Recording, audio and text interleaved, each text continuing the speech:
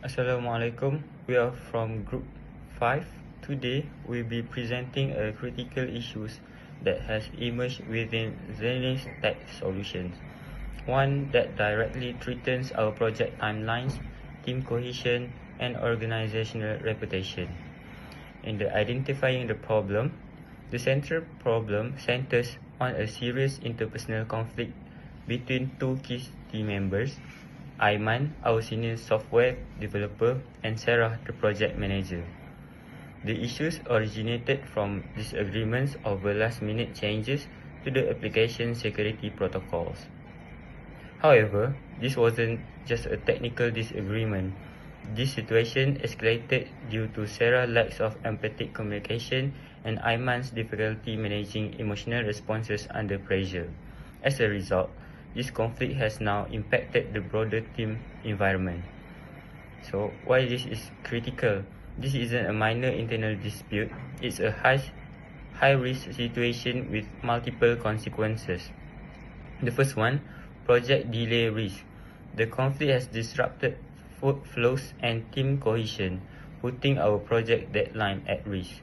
Any delay could result in financial penalties or missed revenue opportunities. The second one is reputational damage.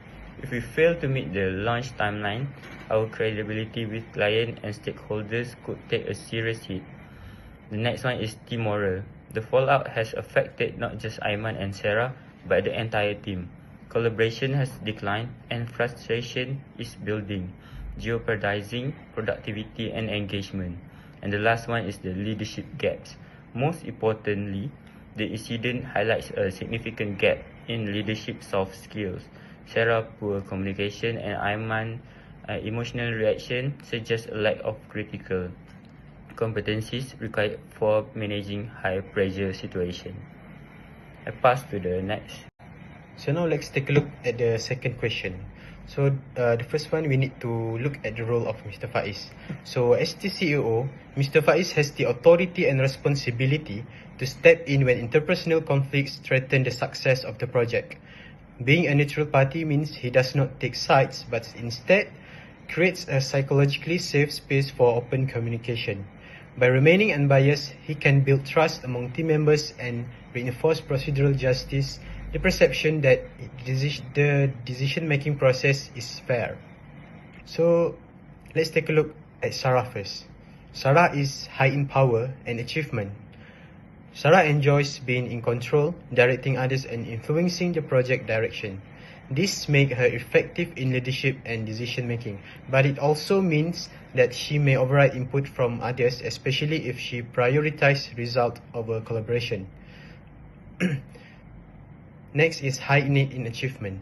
Sarah set high standard, values efficiency, and is driven to meet targets and deadline.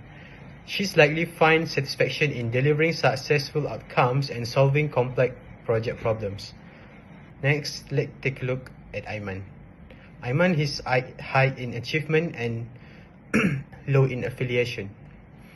Aiman thrives on technical excellence, wants his work to be the best, and may feel personally responsible for success. He finds motivation in complex problems like cybersecurity challenges and needs recognition for his expertise.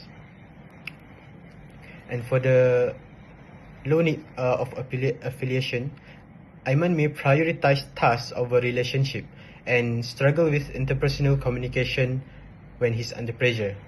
In emotionally intense situations like conflicts, he may react emotionally when disrupt teamworks. So now let's move to the third question. Next, who is Mr. Faiz's primary targets in resolving the issue? To resolve the ongoing conflict effectively, Mr. Faiz should focus on three main targets. First, Sarah, the project manager. She's a strategy and results-driven leader, but her lack of empathy and poor communication are affecting team dynamics. Mr. Faiz should support her with emotional intelligence training and leadership coaching, especially in people management. This will help her better connect with the team and find a healthier balance between achieving results and supporting her team. Second, Aiman, the senior developer.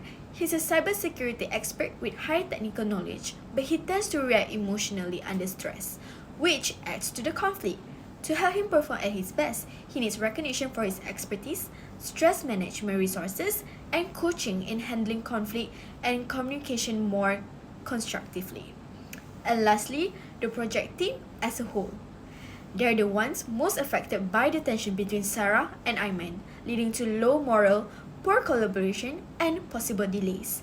They need team building activities to rebuild trust, clear and share project goals to align their efforts, and open forums where they can safely voice concerns and give feedback.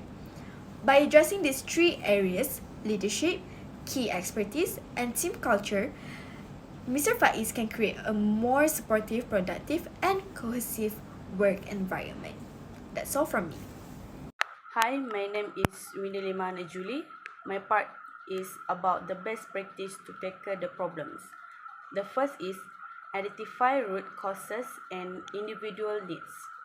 Recognize that Sarah result-driven approach and lack of empathy may frustrate Ayman, who is knowledgeable but emotionally reactive under pressure. Use McClellan's story of needs to understand their motivations.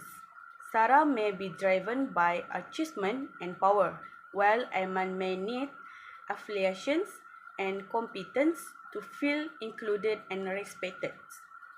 The second is facilitate open communication and mediation. The CEO, Mr. Faiz, should mediate a meeting between Sarah and Ayman to discuss their concerns and expectations openly. This encourages a win-win solution that respects both party goals. The third is support autonomy and competence. Give Ayman autonomy to apply his cybersecurity expertise, which can reduce frustrations and emotional tension. Provide resources and support to exchange both Sarah and Ayman competence in project management and teamwork. Encourage open, respectful communication to rebuild trust and team cohesion. That's all for me. Thank you. My name is Nur Nabi Hafiz Nafi. My metric number is 2024752517. My part is about to give the conclusion that we can get from this infographic about Mr. Faiz and his team, and how Mr. Faiz can play a big role to lead the team. In conclusion, the conflict at Zenith solution highlight how critical interpersonal dynamics are to project success. While technical expertise and strong leadership are important, they must be balanced with emotional intelligence and effective communication. By understanding individual motivation through Max-Allan theory of needs and applying strategy from self-determination theory, leaders like Mr. Faiz can provide supportive environment that promotes teamwork, reduces tension, and keeps the team aligned toward the shared goals. Addressing this human factor proactively is not just resolving conflicts, it's about protecting performance, morale, and company reputation. Thank you. That's all from me.